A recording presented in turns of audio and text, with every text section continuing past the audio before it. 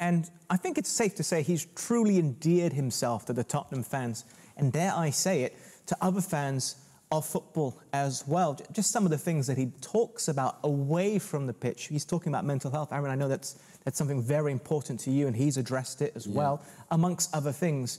But if we're looking at the football aspect, you can see why Spurs fans are incredibly happy as well. Just looking at some of the data compared to the last couple of managers, I mean, under Postecoglou, they now have more shots per 90, high possession, more touches in the opposition box, passes in the final third, and possession won in the final third. Yeah. Very small sample size, I know, but a positive start nonetheless.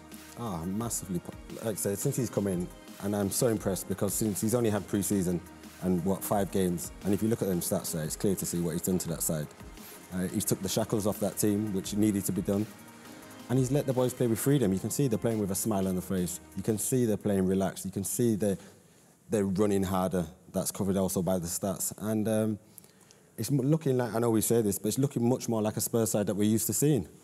And like I said, I've been so impressed with him on and off the pitch. Like you said, he's covered a lot of things. And the way he speaks, I've been really, really impressed with him. He seems to grow players as well. Basuma this season, Romero this season. Well, I think he manages people.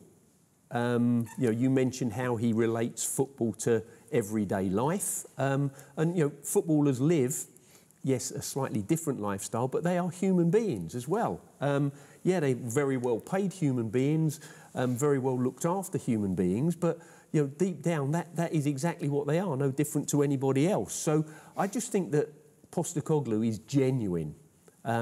I've never heard him say anything that I think that's a bluff, I think that's a smokescreen. You know, he's pretty open. Doesn't give everything away, of course, but he's open and honest, and I think that's really endearing. And I think the players have bought into his ways and his beliefs. They're enjoying it. You know, as a player, and Aaron will tell you as much as me, that you have to enjoy it because it's your life. If you're not enjoying your football, you're not enjoying your life, are you? And of course, you know, Spurs with such a great start to the season. I think it's their best start in something like 58 years. You know, four wins and a draw. So it tells you how, you know, the club under Postecoglou in such a short space of time has completely rejuvenated and regenerated, and the fans now have belief, and the whole thing is moving in the right direction. Gary, in all the years I've known you, I don't think I've ever heard you say the word smokescreen.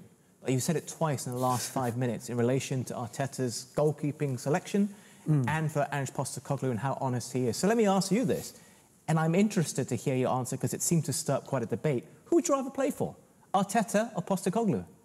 Well, I think at the moment, Postecoglou, yeah.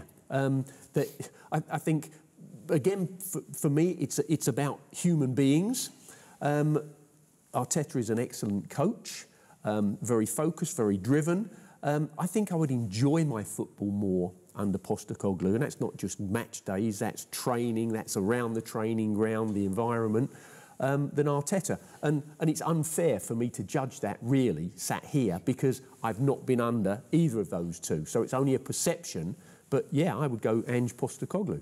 Aaron? Yeah, exactly the same.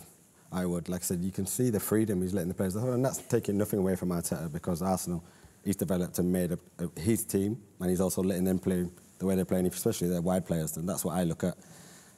But like Gary said there, as a whole, Big Ange, I call him, has definitely impressed me so much. And like you said, he looks like his man management skills are right there, and he looks like a player you'd really want to play for. Who, during your time, did you love playing for when you were at Spurs? That you can kind of relate to, because you had Martin Jol, you won a trophy under Juan de Ramos, Harry Redknapp, Villas-Boas. You were there when Pochettino first started. Yeah, I'd say probably Martin Jol and Villas-Boas as a whole. Like you said, they were just great man managers. They was brilliant with me. Martin Jol, I was early on at Spurs, and he really looked after me. I was struggling with homesick, adapting to life in London at first, and he really put his arm around me. And Villas-Boas as a whole, he was the first I seen really get the whole group together and change minor details, whether it be eating in the canteen and we all have to change tables and you can't just sit there with so-and-so, and just small little things he changed that made the whole place such a brilliant environment. Not just the players, that's including the staff, the kit man, everyone was involved. He didn't separate one person.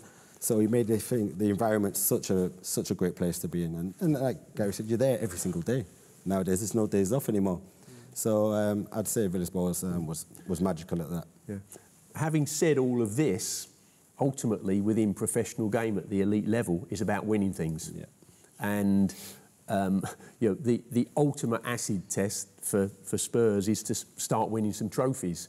And if you look at what Arteta's done since he's been at Arsenal, he's been more successful in his reign there than the Chelsea coaches in the same period, the Tottenham coaches in the same period there. So, it is also about, and I'm saying I would want to play under a certain type of coach, but ultimately I also want to win things as well.